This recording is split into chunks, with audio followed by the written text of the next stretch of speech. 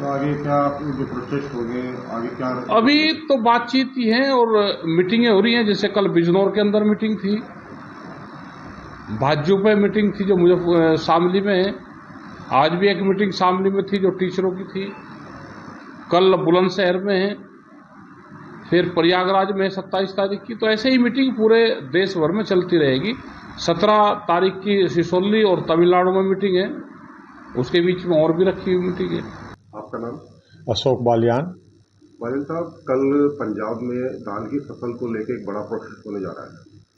क्या लगता है कि जिस तरह धान की बिक्री में देरी हो रही है और किसान जो है वो आक्रोशित हो रहे हैं सरकार के खिलाफ? हाँ, देखिए, ये पंजाब में धान की बिक्री को लेकर और बिके हुए धान के उठान को लेकर समस्या बनी हुई है और ये समस्या केंद्र सरकार और प्रदेश सरकार दोनों ने मिलकर इस पे काम करना था। और केंद्र सरकार ने इस पे जो जरूरी चीजें थी वो की, लेकिन स्टेट गवर्नमेंट की तरफ से, पंजाब की तरफ से अभी जो आश्वासन दिया गया था वो अभी तक पूरी तरह से जो है कारगर नहीं हो पाया है और इसीलिए जो है धान उठान नहीं हो रहा, तो फिर धान की बिक्री कम हो रही है, जिसकी वजह से जो है पंजाब के किसान जो है आज भी प्रोटेस्ट किया है और एक गुट कल प्रोटेस्ट करेगा। आप भी किसानों के प्रतिनिधिमंडल मिलकर सरकारों से वार्ता करते हैं कई बार, तो क्या लगता है जिस तरह से कल चक्का जाम है, सड़कें बंद की जाएंगी, तो क्या लगता है किसानों इस तरह का रुख अपनाना चाहिए? देखिए, ये एक दुर्भाग्य है कि कृषि कानूनों को लेकर संयुक्त किसान मोर्चा और उसके बाद उससे बहुत सारे जो घटक अलग हुए हैं वो सारे आंदोलनरत हैं और वो सारे के सारे आंदोलन राजनीति से प्रेरित हैं। अगर वो सरकार के सामने तर्कपूर्ण ढंग से अपनी समस्या रखते, जिस तरह हमारा संगठन रखता है और बहुत सारा हमारा भी एक देश में एक हमने भी अलायंस बनाया है, वो रखता है समस्या, तो मैं समझता हूँ कि उससे समाधान बेहतर होता। लॉ एंड ऑर्डर को रोज भंग करना, पिछले 6 महीने से जो कल पंजाब को बंद करेंगे वो तो पिछले 6 महीने से बैठे हुए हैं हरियाणा और पंजाब के शंभू बॉर्डर पर जो है, तो वे सारे के, और वो फिर पूरे देश में जहां जहां चुनाव होते हैं वहां जाते हैं फिर केंद्र सरकार के खिलाफ जो है। तो ये सारे आंदोलन राजनीति से प्रेरित हैं।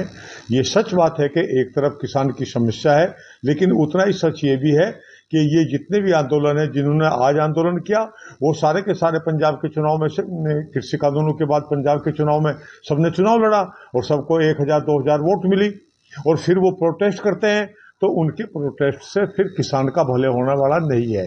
तो इन किसान संगठनों को भी आत्मचिंतन करना चाहिए कि जब वो राजनीति से प्रेरित हैं तो फिर उनको राजनीति करनी चाहिए, पॉलिटिकल पार्टी बना के वो फिर अपनी जो भी मांग करें। लेकिन एक तरफ वो कहते हैं कि हम राजनीतिक हैं और दूसरी तरफ वो राजनीति करते हैं, तो इससे किसान को नुकसान हो रहा है। और जो उसकी, क्योंकि इनकी बहुत सारी मांगे अविवेकपूर्ण है, इनकी मांगे तर्कपूर्ण नहीं है, इसीलिए जो इनकी सही मांगे हैं सरकार उन पे भी फिर इनसे वार्ता नहीं करती, क्योंकि ये वार्ता के समय ऐसी मांगे रखते हैं कि जो न पूरे होने वाली होती हैं और वार्ता को तोड़कर फिर आंदोलन की राह पर चले जाते हैं।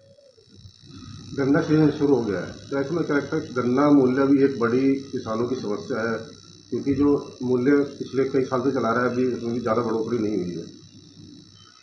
ये बिल्कुल मैं मानता हूं कि अब चीनी के दाम, न्यूनतम बिक्री मूल्य चीनी का वैसे तो सरकार ने 31 रुपये किया हुआ है और हम लोगों की मांग थी कि उसको 35 और 40 रुपये किया जाए, लेकिन बगैर न्यूनतम बिक्री मूल्य के भी चीनी जो है रिटेल में 40 से 45 रुपये बिक्री है और होलसेल का रेट भी लगभग इसी के आसपास जो है घूमता रहता है। तो मैं समझता हूं कि उत्तर प्रदेश सरकार को भी इस बार जब भी गन्ना मूल्य घोषित करेंगे, हालांकि अभी कोई इतनी जल्दी नहीं है, हमेशा उत्तर प्रदेश सरकार ने चीनी मिलों को चलने के बाद ही अधिकतर जो है उसका दाम तय किया है। मैं समझता हूं कि इस बार बेहतर मूल्य पिछले साल के मुकाबले उत्तर प्रदेश सरकार को गन्ने का घोषित करना चाहिए। अगर आप ये वीडियो YouTube पर देख रहे हैं तो हमारे चैनल को सब्सक्राइब करें और बेल आइकन को दबाना ना भूलें। अगर आप Facebook पर ये वीडियो देख रहे हैं तो हमारे पेज को लाइक करें।